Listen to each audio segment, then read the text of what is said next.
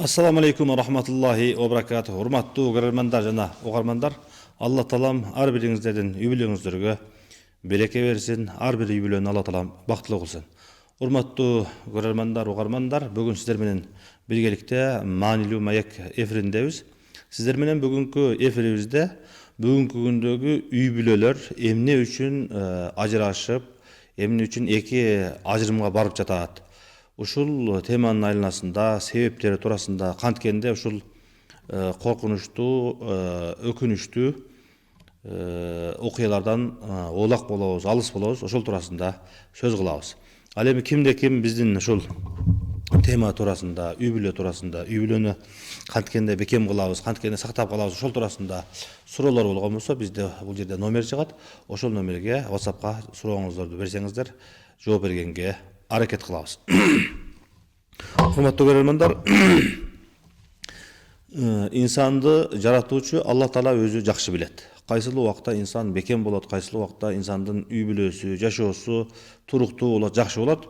Жаратуучу жакшы билгендиктен бизге бир нече эрежелерди берген, бир нече жолдорду, кайдаларды Алла Таала бизге өлчөп, ченеп, пайгамбарыбыз алейхисалам аркылуу бизге түшүндүрүп жеткизип берген. Кур'ан-ы Керимде келген, пайгамбарыбыз алейхисаламдын хадистеринде келген. Ошол эрежелерге канчалык деңгээлде биз ошол эреже менен жашаганга, ошол эрежелерди кайданы сактаганга аракет кылган болсок, урматтуу бир туугандар, биздин үй бүлөлөрүбүз ошончолук бекем болот. Бул ошол үй бүлөнүн канчалык деңгээлде бекем болгондугуна, туруктуу болгондугуна өзүбүздүн эле тарыхыбыз бул нерсеге чоң үлгү. Мындан 15 жыл мурунку, 20 жыл мурунку үй бүлөлөрдө кандай ынтымак бар эле. Канчалык кыйынчылык болсо да, канчалык тоскоолдуктар болсо дагы үй бүлө бекем болуп, урушпастан, талашпастан, ажырашпастан үй бүлөнү сактап, балдарды сактап, ошол үй бүлөнүн ынтымагын сактап, бүгүнкү күндө ушундай деңгээлге жеттик. Болбосо биз дагы ошол бүгүнкү күндөгү жанагы жоголуп бараткан мамлекеттердин катарында үй бүлөлөрү туруксуз болуп, балдары ата-энесин таштап кеткен, көпчүлүк балдар ата-энесин карлар үйүнө таштап кетип, үйдө ошол аксакал карлардан башка эч ким калбаган өлкөлөрдүн катарына кирип калат элек. Кудайга шүгүр, биздин өлкөбүздө андай болбостон, ошол биздин ата бабаларыбыз ошол эрежеден алыстабастан, ошол эрежеге ыктап, эреже менен жашап келгендиктен, ошол азыр биз айткандай деңгээлге жетпестен үй бүлөлөр бир топ деңгээлде, бир топ убакка чейин ынтымакта, бекемдүүлүктө жашап келди. Ал эми бүгүнкү күндө ошол эрежелерден алыстап, жаңы нерселерди же болбосо бизге мурункудай эмес, бизге жашоонун жаңы варианты керек деп, ошол эрежелерден алыстаган сайын бүгүнкү күндөгү эң өкүнүчтүү окуялар болуп жатат. 45 000 бала, 45 000 жигит үйлөнгөн болсо, ошолордун 10-15 000ге чейин ажырашып кеткендер болуп жатат. Бул жанагы такталганы, расмий келгени, нике көйлөктү кескени. Ал эми өздөрү ошол атайын ажырашканга келбестен, нике көйлөктү кеспестен эле нике көйлөктү алып койгон бойдон экөө эки тарапка кетип калгандар да андан да көп. Ошондуктан урматтуу бир туугандар, бүгүнкү темабыз биздин ошол эмне үчүн үй бүлөлөр алыстап жатат. Себептерине, бүгүнкү күндөгү жашообузда болуп жаткан бир нече себептерге токтолуп кетебиз. Бул жердеги номерге эгерде сурооңуздар болсо, берсеңиздер, жооп бергенге аракет кылабыз. Бул жакта бизде Инстаграмда дагы суроолоруңуздар болгон болсо, жооп бергенге аракет кылабыз. Эң биринчи эреже, урматтуу бир туугандар, Алла Таалам Кур'ан-ы Керимде эмне деген? Ла таттабиу хутуатиш шайтан. Шайтандын кадамдарынын аркасынан эрчип кетпегиле, шайтандын жолунун артынан баспагыла деп Алла Таалам Кур'ан-ы Керимде өзгөчө бизге эскертүү берген. Башка аяттарда силердин шайтан Адам алейхиссалам менен Аба энебизди азыргандай, фитна кылгандай, бузукулукка же болбосо ошол туура жолдон адашууга үндөгөндөй, силерди дагы ошол шайтан туура эмес жолго багыттап кетпесин, ошол жака силерди адаштырып койбосун деген аяттарда ачык айкын келет. Урматтуу бир туугандар, Алла Таалам ошол бизге эрежелерди айтканда ошол эрежени жөнөкөй эле кылып койбостон, балким ошол негизги максат үй бүлөнү сактап, жанагы балдарды, келечекти ынтымакта сакташ негизги максат болгондуктан, ошол үй бүлөнү сакташ үчүн бир нече коргондорду кылып койгон. Алла таалам шариаттын негизинде ушундай коргондорду кылган. Эгерде инсан ошол биринчи коргон, эгерде кандай бир жаракат кеткен болсо, экинчи коргонго келгенде жанагы азгырык, уруш, талаш, бузукулук экинчи коргонго келгенге токтоп калыш керек. Анда өтүп кеткен болсо, экинчи, үчүнчү коргон, төртүнчү коргон кылып, Алла таалам ушундай ар бир кылган нерсеге өкүмдүгү жаман нерселерге, бузуктуу нерселерге адам баласы жакындабаш үчүн ушундай бир нече коргондорду кылып койгон. Ошондуктан карасаңыздар, Алла таалам ушундай бузукулукка, үй бүлө бузулбаш үчүн, күнөөгө жакындабаш үчүн шайтандын кадамынын аркасынан баспагыла дейт. Ошондой эле ла тақрабуз зина, зынага, бузукулукка жакындабагыла дейт. Кадам таштабагыла, бул аятта кадам таштабагыла деп жатат, башка аятта жакындабагыла дейт. Зынанын өзүн эле кылып койбогула деген жок. Балким ошол зынага алып бара турган нерселерден, ошонун себептерине жакын жолобогула деп эскертип жатат. Демек, урматтуу бир туугандар, кимде ким үй бүлөсүн сактайм деген болсо, эжелерибиз, карындаштарыбыз, апаларыбыз, ошондой эле ага инилерибиз дагы эгерде кимде ким үй бүлөсүн сактайм деген болсо, эң чоң үй бүлөнүн коргону болгон ушул сыртында ошол үй бүлөнү сактай турган эң чоң коргонду этият кылыш керек. Ал биринчи эреже ушул шайтандын кадамынын аркасынан эришип кетпеш керек. Шайтан эгерде бизге келип, жакшы жашап жаткан, бактылуу жашап жаткан үй бүлөгө, 2 балалуу, 3 балалуу, 4 балалуу, бул ынтымакта жашап жаткан үй бүлөгө, кээде 10 жыл, 20 жыл, 30 жыл жашап жаткан үй бүлөгө келип туруп, дароо эле келип ошол үй бүлөнү силер ошо 20 жылдык жашап койдуңар, 20 жылдык өкүм сүрдө силердин жашооңар, үй бүлөңөр, силерде ушунча бала болду, байлык болду, бийлик болду, мансап болду, ушундай бактылуу жашадыңар деп туруп эле бир күн келип туруп эле дароо ушул эки үй бүлөнү эки жака бир сөз менен же болбосо сүф дегенде эле эки тарапка бөлүп койбойт экен. Балким шайтан келип бир нече кадамдарды пландын негизинде бир нече иштерди, бир нече кадамдарды таштайт экен. Ошол кадамдарды таштап, шайтан азгырык таштаганда, анан кимде ким ошол кадамдын биринчи кадамды таштаса, шайтандын илмегине илинет. Андан кийин экинчисине, андан кийин үчүнчүсүнө, андан кийин төртүнчүсүнчө, ушинте отуруп акыры үй бүлөнү эки жашты ошол ынтымактуу, берекелүү жашап жаткан үй бүлөнү эки тарапка тартып кетет. Алардын эң биринчиси, урматтуу бир туугандар, бүгүнкү күндөгү ушул интернет, телефон маселеси. Бизге көп учурда ушул ажырашып жаткандар, же болбосо ушул ынтымак кетип, урушуп, талашып жаткандар, келишпестик болуп жаткандар, эки тарапка кеткендер келгенде эң биринчи сурап көрсөң, ошол маселе кайерден жаралды десең, телефондон. Интернетте ошол үй бүлөсү бар болуп туруп таанышкан, күйөөсү болуп туруп таанышкан, же болбосо жазышкан, сүрөтүнө, видеосуна, ошол чыгарган нерсесине лайк баскан, ошол шайтандын эң биринчи кадамына, илмегине илип койгондон кийин эле андан кийинки шайтан акырын тартып отуруп, аркы жагына киргизип, акыры ошол үй бүлөнү бузуп тынып жатат. Бул биринчиси. Интернет менен ошол күйөөсү туруп, аялы туруп, адал болбогон кыздар менен, адал болбогон эркектер менен жазышып, байланышып, андан кийин натыйжасы ушул нерсеге алып барып жатат. Экинчиси, жанагы көпчүлүк учурда эми үйдөн чыкпаган аял болгон болсо, же болбосо ошол иштеген жерде адамдарга көп аралашпаган аял болгон болсо, ал жанагындай фитнага же болбосо бузукулукка барганга мүмкүнчүлүктөр, шарттар азыраак түзүлөт андай. Ал эми эртең менен кечке көчөдө жүрсө, же болбосо жумушта болгон болсо, ал күйөөсү эртең менен кечке анын күйөөсүнүн жанында болбойт. Ошондой жерлерде шайтандын азгырыгы көп болот. Шайтандын азгырыгы көп болот. Жанында иштеген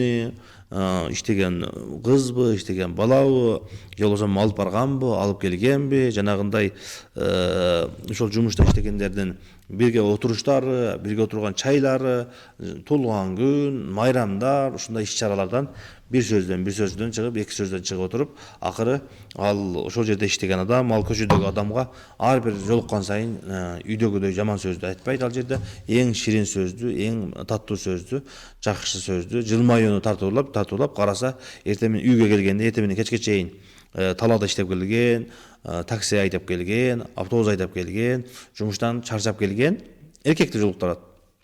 Ал эми жумушта ал бала дагы жумшак сүйлөйт, бул да бала дагы жумшак сүйлөйт, бул кыз дагы жумшак сүйлөйт, бардыгы жылмаюу менен сүйлөйт дагы. Үйгө келген болсо андай абура табылбайт. Акыры отуруп жанагы мен ошол бактылуулукту таппадым, мага көңүл бурулбай калды, мага внимание берилбей калды деп анан натыйжасы ушундай жака барып жатат.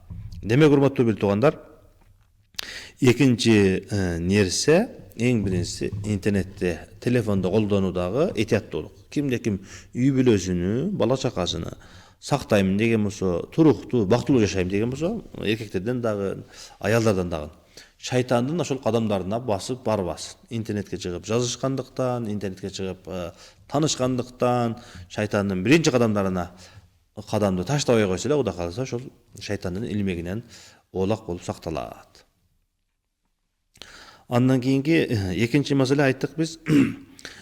Ошол иштеген жеринде, же болбосо ошол дайым жолуккан жеринде, кошунасы болобу, иштеген жеринде болобу, ар дайым ошол эркек аял мамилеси болуп турган жерлерде дагы шайтандын ушул кадамдарына барбаш керек. Пайгамбарыбыз алейхиссаламдын хадисинде дагы келет, ошол эгерде аял жат эркектер менен сүйлөшкөн болсо, ошол өзүнүн жада калса өзүнүн доошун дагы өзгөртүп, же болбосо мындай ийкемдүү кылып, жагымдуу кылып сүйлөбөстөн табигый абалда сүйлөсүн. Ийкемдүү, уккулуктуу кылып берилип сүйлөбөстөн бир аз ошол доошуну жоонураак кылып табигый сүйлөгөн болгон болсо, ошол шайтандын азгырыгына, шайтандын биринчи кадамдарына жол ачылбасын деп Пайгамбарыбыз алейхиссалам дагы хадисинде өзгөчө белгилеп кеткен. Дагы башка бир аятта, Кур'ан-ы Керимде Алла Таала айтат: "Ва ман яттаби хутувати шайтан фа иннаху я'муру бил фахша." Кимде ким дейт, шайтандын кадамдарынын аркасынан таштап кеткен болсо дейт, албетте шайтан инсанды я'муру бил фахша, бузукулукка буйруйт дейт. Жанагы ошол кайтарылган жийиркеничтүү иштерге буйруйт дейт. Чындыгында инсанды бая жана башында айткандай, бир күн эле келип, ошол бир жакшына бактылуу болуп жаткан үй бүлөгө келип туруп эле шайтан дароо бузукулукка алып кете, ошол бузукулукту кыл деген болсо, албетте ал эркек дагы, аял дагы дароо барышы өтө кыйын. Ошондуктан шайтан эң биринчи ошол азгырып отуруп, акыры ошол бузукулуктун ичине киргизип, бузукулуктун ичине киргизгенден кийин ал сөзсүз түрдө аялдын дагы эркектин дагы жүрөгү тынчыбайт. Мен күнөө иш кылып жатамын, туура эмес иш кылып жатамын деп туруксуздук пайда болгондон кийин акыры шайтан эмне дейт? Жок дейт, сен бул нерсени эгерде жүрөгү ар дайым тынчсыздана берген болсо, ал иштен ошол инсан ишти таштап артка кайтып кетиши мүмкүн. Шайтан эмне дейт? Жок дейт, сен бул нерсени жөндөн жөн кылган жоксуң, бул бузукулукту. Сага көңүл бурулбай калды, сага кызмат кылынбай калды, сага жакшы сүйлөнбөй калды деп жанагы бузукулугуна, жаман ишине себептерди алып келип канааттандырат дагы. Акыры мен демек ошол бузуку ишти кылсам дагы туура кылып жатат экенмин деген деңгээлге чейин алып барат дагы. Анан ошол акырына чейин шайтан азгырып алып кетет. Ошондуктан урматтуу бир туугандар, кимде ким үй бүлөнү сактайм деген болсо, өзгөчө азыркы биз айткан эки коргондон этият болуш керек. Ушул интернеттин маселесинен, телефондун маселесинен, башка адамдар менен мамиле кылганда, үйгө келгенде бейтааныш адамдар келет, тааныш адамдар келет, же болбосо аяштарым деп коет, досторум деп алып келет. Көпчүлүк учурда ушундай окуяларды укканбыз. Менин досторум деп алып келип, аялым менен, үй бүлөсү менен ар дайым аралаштырып, бирге отургузуп, акыры барып бир күн ошол аялы менен, күйөөсү менен, достордун ушундай эки ажырымга баргандарына күбө болуп жүрөбүз. Ошондой эле жанагы жылда болуп жаткан азыр ошол Акыр Коңгуроо дагы жакындап калбадыбы? Акыр Коңгуроо былтыр жаман окуяларга күбө болдук, көрдүңүздөр. Ошол Акыр Коңгуроодо 10 жылдыкта, 20 жылдыкта деп турушуп, ошол үй бүлөнүн эки тарапка кеткендигине, ошол бузукулукка, ажырашууга, жада калса өлүмгө чейин алып барган учурлар болду. Ошондуктан урматтуу бир туугандар, ошол элестетиңиздер эми, ошол Кыргызстан боюнча мисалы үчүн канча ошол 20 жылдык өттү. Ошол 20 жылдыктардын баардыгыны бириктирип келген болсок, бир адамдын өмүрүнө татыбайт. Ошол бир үй бүлөнүн бактылуулугуну таразанын бир жагына коюп, ошол канча адам 20 жылдыкты өткөзгөн болсо жанагындай аралашып, колтукташып, тансага түшүп, жанагындай жаман окуяларга чейин бирге кылып, анан кийин ошол бактылуу болгон адамдар менен жанагы эки тарапка ажырашып кеткен же болбосо ошол өлүмгө чейин алып барган үй бүлөнү таразанын бир жагына, аларды бир жагына, таразанын экинчи жагына койгон болсок, сөзсүз түрдө жанагы бир адамдын өмүрү ошол нерсенин баардыгынан кымбат турат. Ошондой эле үй бүлө дагы. Үй бүлөнү куруш башында жанагындай куруп, ынтымак менен бир топ жылга чейин жашаш оңойчулук менен болбойт. Канча мээнет кеткен, канча күч кубат кеткен, ошол үй бүлөнү туруктуу курганга, үйдү курганга, бала чаканы бакканга канча мээнет кеткен, канча кыйынчылык кеткен. Кыз тараптын ата энеси, бала тараптын ата энеси, ошол эки тарап тең балам бактылуу болсун, кызым бактылуу болсун деп канчалаган тууган урук бардыгы кыйынчылык менен ошондой 10 жылдык, 20 жылдык мээнеттин бардыгына ошол 1 сааттык, жарым сааттык нерсе үчүн бардыгыны жерге таштап кеткендигибиз чындыгында өкүнүчтүү. Демек, урматтуу бир туугандар, шайтандын ушундай азгырыктарынан этият болушубуз керек экен. Кимде ким 20 жылдык кыламын, 10 жылдык кыламын деген болсо, азыркы биз айткандай шайтандын кадымдарына барбастан, этият болуп, ал жерге жакындабастан өзүнүн үй бүлөсүн сактап калганга аракет кылыш керек. Көпчүлүк учурда биздин ага-инилер келет, эже карындаштар келет, ошол үй бүлө бузулуп кеткенден кийин ошол дүйнөнүн бардыгын берет элем, эгерде ошол үй бүлөм ордуна келсе дейт. Чындыгында шайтандын илмегине илинип, шайтандын коргонуна кирип алгандан кийин кайра мурунку үй бүлө ордуна келиши өтө кыйын.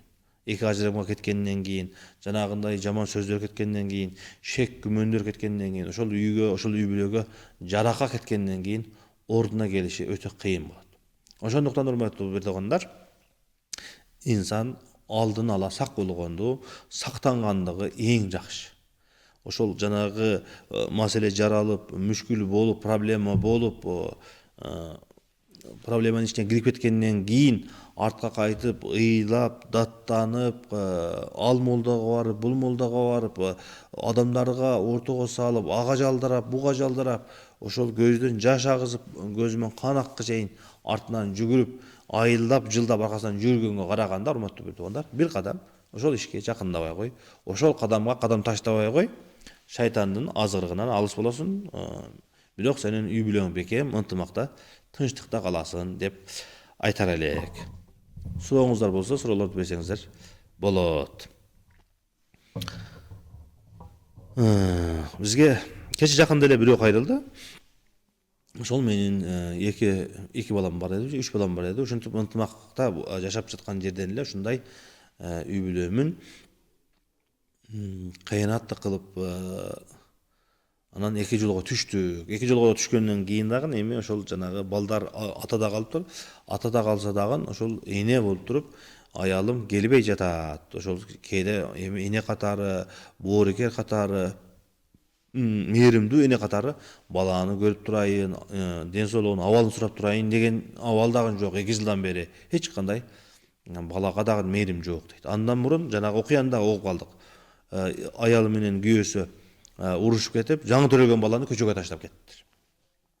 Неге десе, ошол эки урушуп калган экен, таарынышып, анан жаңы төрөлгөн бөөктү жолго орогон бойдон жолго таштап кетти. Карасаңыздар кандай өкүнүчтүү. Азыр канча жерлерде сабак ала турган окуяларды көрүп жүрөбүз.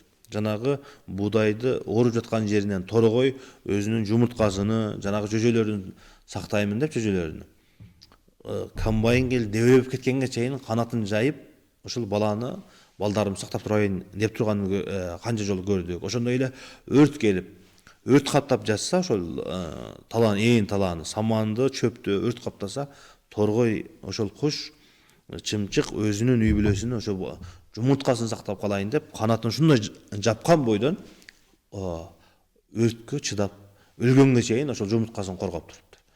Жанагы адамдар көргөндөн кийин торгойдо ушундай асса, жанагы жумурткалары эч нерсе болгон эмес, таптаза бойдон турат. Ошол торгойдун үстү бардыгы күйүп, өлүп калганга чейин өзүнүн жумурткасын коргоп сактап туруптур. Карасаңыз, бул жаныбарды. Куш ушундай өзүнүн үй бүлөсүн сактаганга чейин. жанагы канчалаган иттерди көрүп жатабыз, мышыкты көрүп жатабыз, жаныбарларды, токойдогу жаныбарларды көрүп жатабыз. Ошо өзүнүн баласын сакташ үчүн канчалык деңгээлде күрөшүп жатканы.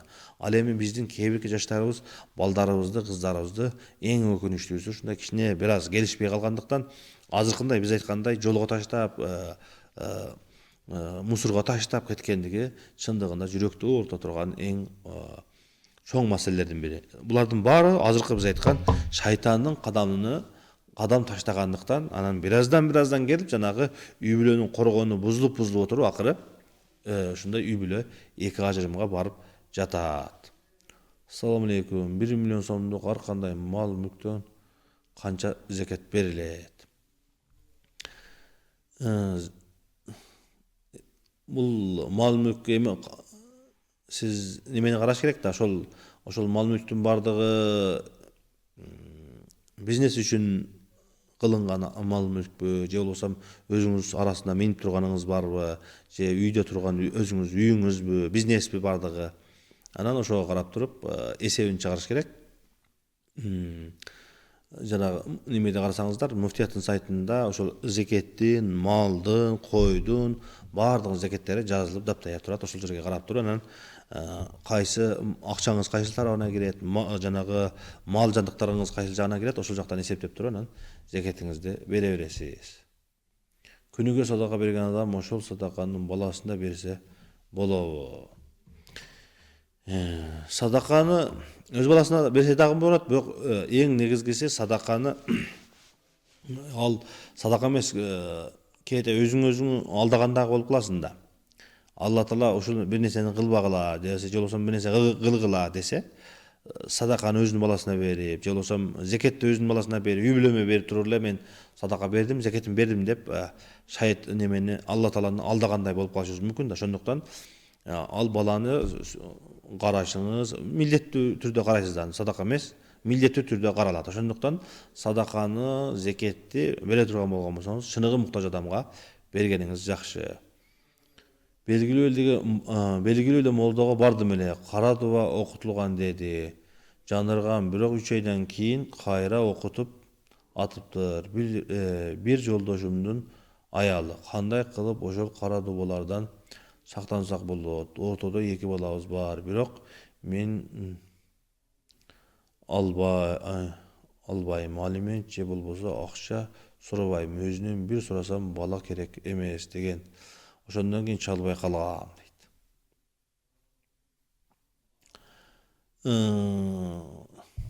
Урматтуу бир туугандар, кээде бүгүнкү күндө ушул нерсе дагы өтө адамдардын арасында модага айланып баратат да. Кара дубалаптыр депчи.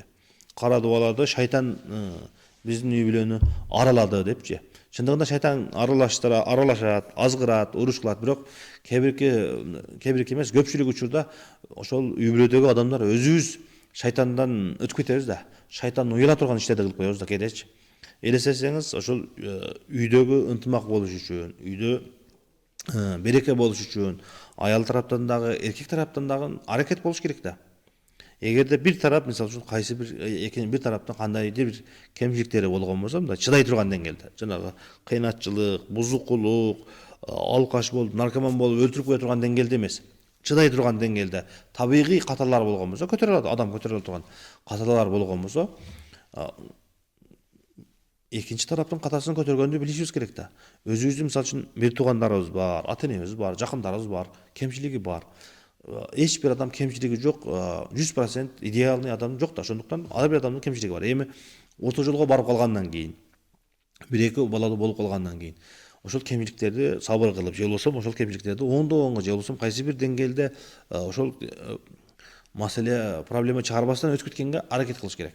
Азыр мен айткандай жанагы шайтан азгырбай эле, ошол үйгө кара дуба окулбай эле, күндө эртең менен келгенде эле тополоң кылып турган болсоң, күндүгө иштен, жумуштан келгенде тополоң кылып турган болсоң, ал үйгө шайтандын кереги жок. Шайтан келип ошол жерге келсе уялат. Демек, булар менин ишимди, менин ордумду менен жакшыраак аткарып жатышыптыр деп шайтан барып ошол жанагы ынтымак жашап жаткан үйгө барып ошол жерге барып азгырат да. Ал эми шайтандан өтүп азгырып, бузук иштерге барып, жаман иштерди кылып, үйдө карасаңыз, үйдө тазалык жок болсо, үйдө ынтымак жок болсо, Балдарга көңүл буруу жок болгон болсо, эркек эшиктен келген болсо, тамак жок болсо, үйдүн абырасы жакшы болбогон болсо, ата энесин сыйлаган адам жок болгон болсо, жакшы сөз сүйлөсөйүн, жылмайып турган жүздү көрөйүн деген болсо, ошол нерсе жок болгон болсо, сөзсүз түрдө уруш тополоң чыгат да. Ал жерге шайтан азгырык келип, же болбосо бирөө келип кара дуа окуткан эмес. Ал жерге шайтан келип ошо кара дуа окутса дагы уялып кетет. Неге дегенде ал жерде, ал үй бүлөдө өзү шайтан уяла турган иштер болуп жатат. Жанагындай уруш, талаш күндүгө козголгон 20 жыл мурунку, 30 жыл мурунку нерсени кайра козгоп, сен ушундай кылгансың, ушундай кылган эмессиң деп кайра бир кемчиликти кармап, ошол нерсени кайра же болбосо эринин бир катасы бар, күйөө аялдын бир катасы бар, ошол катаны кармап кайра козгоп отуруп акыры эки тарапка кеткенден кийин андан кийин аттен кылып жатат. Колдо бар нерсеге аккан суунун кадыры жок дегендей, көпчүлүк учурда алдыбызда бар нерсеге шүгүр кылбасаң, ошол нерсенин кадыр баркына жетпейт экенбиз. Көпчүлүк учурда урматтуу бир туугандар, ошол урушкандарды, талашкандарды, ынтымакка кеткендерди келгенде сурайм да, силердин үйүңөрдө эмне бар десем, күйөө бар, аял бар, ден соолук кандай? Экөөнүн тең ден соолугу жакшы. Бала барбы? Бар. Үй барбы? Бар. Машина барбы? Бар. Акча барбы? Бар. Баардык нерсе бар. Анан кийин эмне болуп жатат десең, мага көңүл бурбай атат дейт. Дагы бирөөсүнө айтсам, эмне болду десең, мен баардык нерсе бар. Урабы десем, урган жок. Ичеби десем, ичкен жок. Эмне болду атат десем, мени черный кассага жөнөтпөй атат. Ошондуктан мен ажырашканга азыр арызданып жатамын дейт. Сиз 10 жыл, 12 жыл жашапсыз, 2-3 балаңыз бар экен десем, эртең менен кечке чейин мага чала берет дейт. Аялы айтат, күйөөм чала берет дейт. Мен айттым, канчалаган үй бүлөлөр, канчалаган эже карындаштарыбыз күйөөм мага чалбайт, мен менен сүйлөшпөйт деп тополоң кылып, уруш тополоң кылып атпайбы? Сиздики жакшы экен го десем, жок дейт. Мага чалбаш керек. Мен черный кассага барышым керек. Ошол себептен мен ажырашканды кадамдаштап атам дейт. Анан карап көрсөм, урматтуу бир туугандар, көпчүлүк үй бүлөдө ошол мен айткан нерселердин баардыгы бар. Ден соолук, үй, баардык нерсе бар. Анын ошол адамдарга бүгүнкү күндө неаматтын бардыгы, жакшылыктын бардыгы, ошол жакшылыкты көтөрө албастан башка нерседен уруш таап, башка нерседен проблема таап, анан кийин ушундай тополоңдорду чыгап жатышат. Ал эми күнүмдүк жашоону эптеп жашаган, квартиранын акчасын зорго төлөп жашаган адамды, күнүмдүк акчасын таап жашаган, жетип жетпей жашаган адамдарды карасаңыз, ушундай бактылуу, ынтымак, анын үйүнө барсаңыз бардак болушу мүмкүн, кир болушу мүмкүн, жанагы эски квартирада жашашы мүмкүн. Барсаңыз, жанагы 2 жаштан өткөн бактылуу адам жок. Неге дегенде алар жанагы толуктоочу нерселер менен алек эмес. Алар биз үй курушубуз керек, биз жер алышыбыз керек, машина алышыбыз керек деген ойлор менен келечекте балдарыбызды окутушубуз керек. Жакшы ниеттер менен ошолордун аркасында аракет кылып жатат. Ал эми ошол жакшы нерсеге жете алгандар карайын десе, акча жок дейин десе акча бар, машина жок дейин десе машина бар, үй бар, бала бар, ден соолук жакшы, учпай үйдө отуруп анан бир нерсени ойлоп таап, уруш кылышып, ошол жерден эки тарапка, эки ажырымга барып жатышат. Баардык нерсе толук. Карасаң, акыл эси жайында ушундай жакшы дейсиң, карасаң, андан кийин адамдар демек неаматтардын көптүгүнөн, жакшылыктардын көптүгүнөн, ошол баланын жакшылыгынан, кыздын жакшылыгынан адамдар эки тарапка кетип жатат. Ошондуктан урматтуу бир туугандар, ар бирибиз ошол аял дагы, күйөө дагы бар нерсеге канааттанып, ошол нерсеге ыраазы болуп жашаш керек. Ошол адамдарды карасаңыз, кээ бир адамдар айына 70 миң, 80 миң, 90 миң тапкан адамдар бар. Анан ошол үй бүлөдө келишпестик, акча, курсак ток, кийим бар, баардык нерсе бар. Анан үйгө келсе, жанагы сени иштегениң жакпайт, сен турушуң жакпайт деп, анан уруш тополоң чыгат. Шам намазынан кечигип калсак, кайсыл убакытка чейин окусак болот, рахмат. Өз негизи ар бир намазды убагында окуган жакшы. Кечигип калган болсоңуз, ошо куптан намазына чейин окуганга аракет кылыш керек. Өз негизи эң жакшысы пайгамбар алейхиссалам айткан, амалдардын эң жакшысы ас-салату ала вактиха, өз убагында окулган намаз деп пайгамбар алейхиссалам айткан. Ассаламу алейкум, жолдошум 20 жылдан бери ичет, ичпегенде намаз окуйт, бирок таштабай атат, ичкиси келгенде ичип алат, ичпей дагы жүрөт, ичпей калар деп сабыр кылып келатамын, уже нерв болуп калды. Ошого өмүрүм өткүчө бирге жашашым шартпы дейт. Ушул сиздикиндей окуя болуптур. Араб өлкөлөрүндө сиз айткандай окуя болуптур. Анан ушул окуя болгондо ошол эже келиптир. Эже келип, ал булго сиздики кээде намаз окуйт экен, кээде соо жүрөт экен. Ошол мен айткан окуядагы эже устазга барып айтты: "Устаз, менин күйөөм наркоман болуп, ошол болмуш сыяктуу эле болуп калды" дептир. Не кылайын деген экен. Мен сизге 90-10 деген эрежени айтам сизге дептир. 90-10. Ушул эрежени эстеп калыңыздар. 90-10 деген. Же 95-5 дегенби? Анан айтыптыр, эжеке дептир. Ошол үйдөгү жоопкерчиликти, бала чаканы, ушул орто сизге 20 жыл жашап коюпсуз. Ошол нерселердин карап туруп айтыптыр. Ошол 95%-ин сиз аткарасыз. Бирок ошол үйдүн ээси бар, ошол үйдүн эркеги бар деген аталышта, эри бар деген аталышта ошол эркек бар. Жоопкерчиликтин 5%, же болбосо аталыш эле, ата бар, ошол эркек бар деген бар. Ал эми 95% сиздин мойнуңузда. Эми сизде тандоо бар. Кааласаңыз, сиз айткандай ажырашып эки тарапка кетип калсаңыз болот. Эки тарапка кеткенден кийин эми 20 жыл жашапсыз, балдарыңыз чоңоюп калды, бойго жетип калды. Андан кийинки жашоо кандай болот, Кудай билет. Андан кийинки келе турган эркектин кандай болушу белгисиз. Ал андан кийинки эркектин сиз ойлогондой жакшы болобу, жаман болобу? Балдар кандай болот? Кыздар кандай болот? Үй бүлө кандай болот? Мал мүлк кандай болот? Келечек кандай болот деген коркунучтуу, бир нече коркунучтуу кадамдар бар. Ал эми ошол сиз ошол 95%-теги үйдөгү жоопкерчиликти алып, бала чаканы жакшы тарбиялап, үй бүлөнү алдыга сүйлөп кете бериңиз. Ошол күйөөңүз наркоман экен, не кылсак болот эми? Эч кандай болбой атат. Үйүңүздүн кичинекей үй куруп берип коюңуздар дагы. Ошол жерде ал кызматын кылып, этат кылып өлтүрбөстөн караганга аракет кылыңыздар. Калган жоопкерчиликти сиз үй бүлөнү сактап калыш үчүн ушундай кадамга барып кылсаңыз болот деп сунушун берген экен. Макул деп кетип, ошол эже 20 жыл деди, 25 жылдан кийин жанагы устаз менен жолугуп калыптыр кайрадан. Устазга келип айтыптыр: "Устаз, сиздин насаатыңызды угуп, мен сиз айткандай кылдым. Бардым, иштеп, бала чакамы багып, үй бүлөм ынтымак, Кудайга шүгүр сактап калдым. Күйөөмү ошол бой, азыр дагы күйөөм 20 жылдан кийин, ошол 20-25 жылдан кийин жолукса, күйөөсү ошол бойдон экен. Ошол үйүбүздүн чекесине кичинекей кухня кылып койдук. Ошол жерге кирип чыгып, балдарым, кыздарым карап турушат. Ошол жерде жашап атат, карап атабыз. Бирок сиз айткандай кылып, үйдүн бекем кармап, алдыга алып кеттим деп, ушул үй бүлөнү сактап калдым дептир да, урматтуу туугандар. Ал эми ошол үйдө эркек жок болгон болсо, бардык эркекке көз урунду болот, сөз тиет. Балдар ошол үйдө жаман ата болсо дагы, ата болгон болсо, ошол үй бүлө бекем болот. Үйдө ата деген, аттанын аты, аталышы турган болсо дагы, жаман адам, көчөдөн өткөн адам, башка эркек, үйдөгү кыз, бала дагы, деме үйдө атам бар деген сезим болот дагы, жанагындай бузукулукка, эки тарапка кеткендер аз болот. Бул нерсеге мен жакында эле күбө болдум. Бир эжебиз ошентип күйөөсү жашында эле өтүп кеткен экен, балдар чоңоюп калыптыр. Эми ошо балдарым атасы чоңоюп калып, эми чоңойгондон кийин балдарым укпай жатат.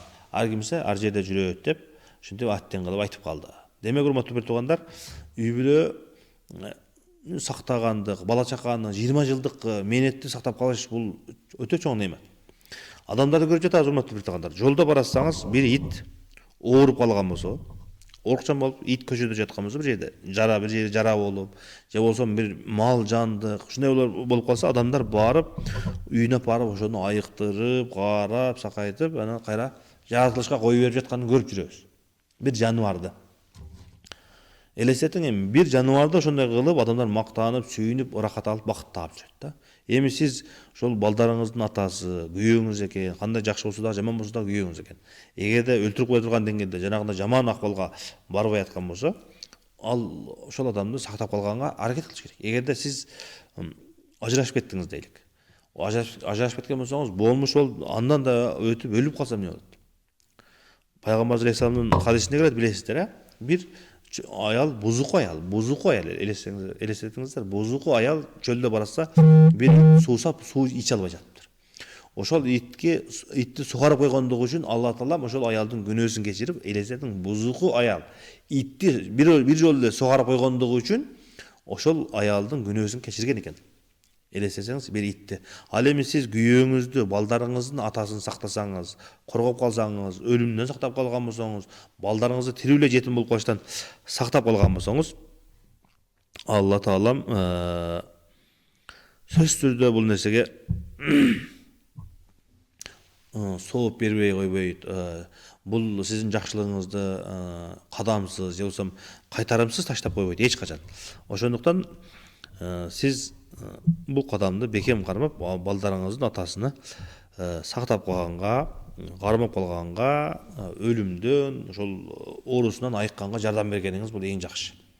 Башында чындыгында жакшы болуп турган, сүйгөнсүз, жакшы көргөн, алдагы сиз жакшы көргөн, ушундай жакшы ниеттер менен башталган. Эми ал чындыгында ошондо 20 жыл жашаган адам, бала чакасын баккан, караган адам чын жүрөктөн ана жактан үй бүлөм бузулуп кетсин, бактысыз болоюн мен, ушундай жер менен жексен болоюн деп ойлобосо керек. Кээде адам инсан өзүн кармай албай калат, башкара албай калат. Ошол убакта чыныгы жанагы адамгерчиликтин, такыбачылыктын, мусулманчылыктын туу жоксу да сизге муктаж болуп турган убагы. Аны кармап, аны сактап, аны коргоп кала турган учур. Ошол убакта адамгерчиликти, мусулманчылыкты иштетип сактап калганыбыз бул эң жакшы.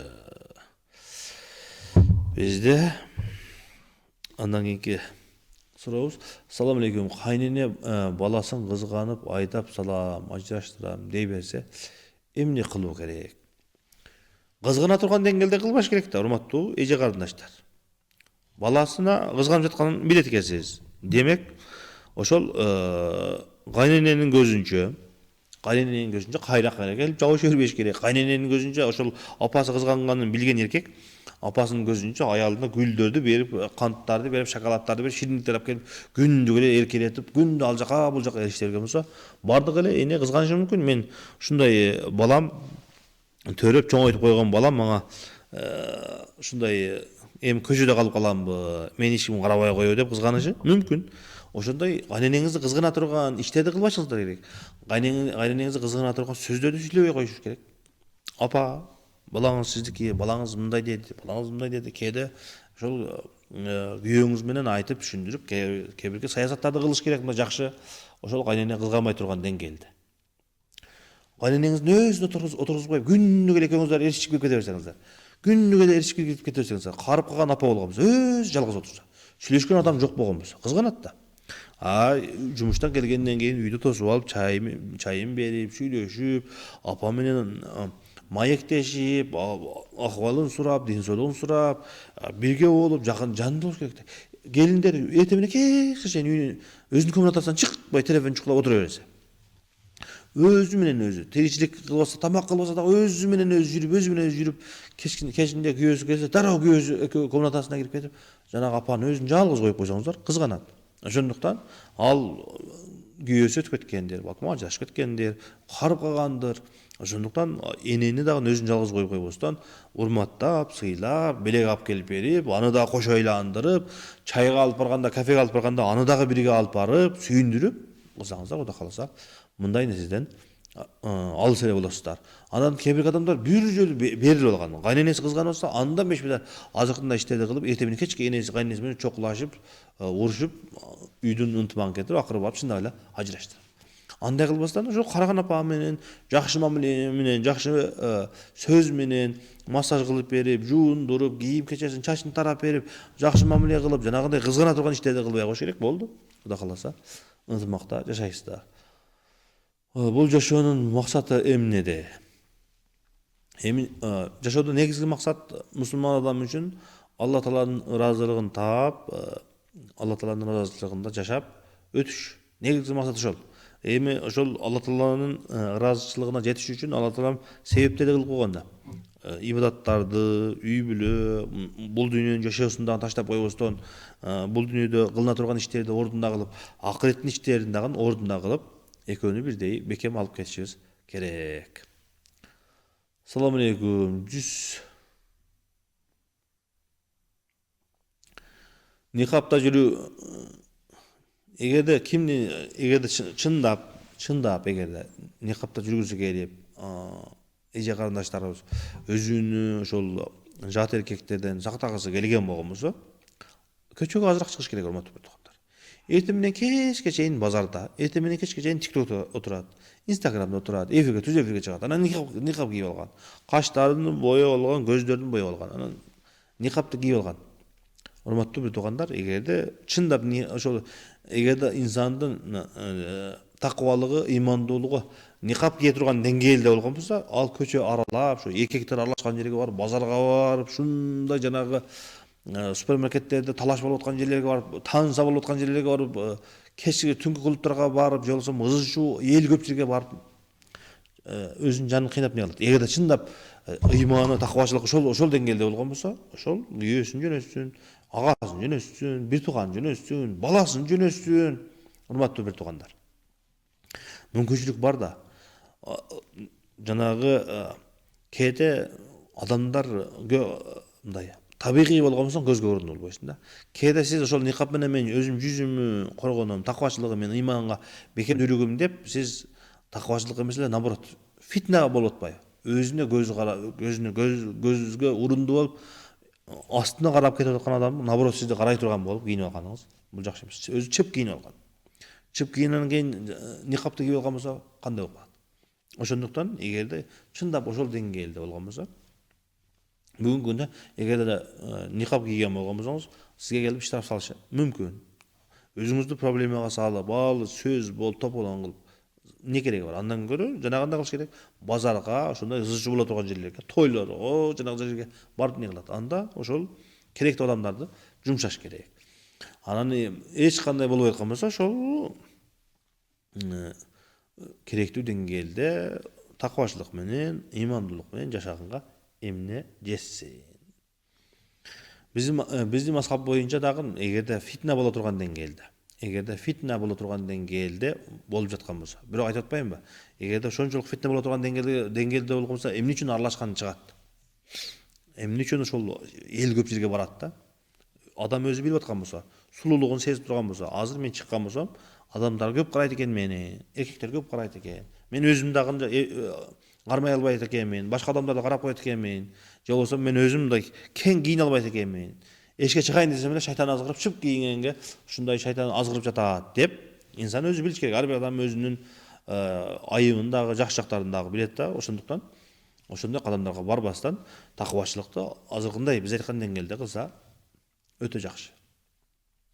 9 жашта Бишкекте Кур'ан окуткан жер барбы? 9 Кур'ан окутам деген болсоңуз, мешиттерде имамдарга барып, же болбосо каарыларга барып, ошол балаңызды бир күн, бир жумада бир жолу, 2 жолу сүйлөшүп алып, ошол балдарды барып окутсаңыздар болот. Биздин убактыбыз дагы аягына чыгып тур, урматтуу бир туугандар. Алла Таалам ар бир үй бүлөгө ынтымак берсин, береке берсин. Алла Таалам эч бир үй бүлөнү ажыраштырбасын, эки тарапка бөлбөсүн. Ар бир үй бүлөнү Алла Таалам өзү сактасын, коргосун. Кийинки берүүдөн кайрадан жолукканга чейин саламатта калыңыздар. Ассаламу алейкум ва рахматуллахи ва баракатуh.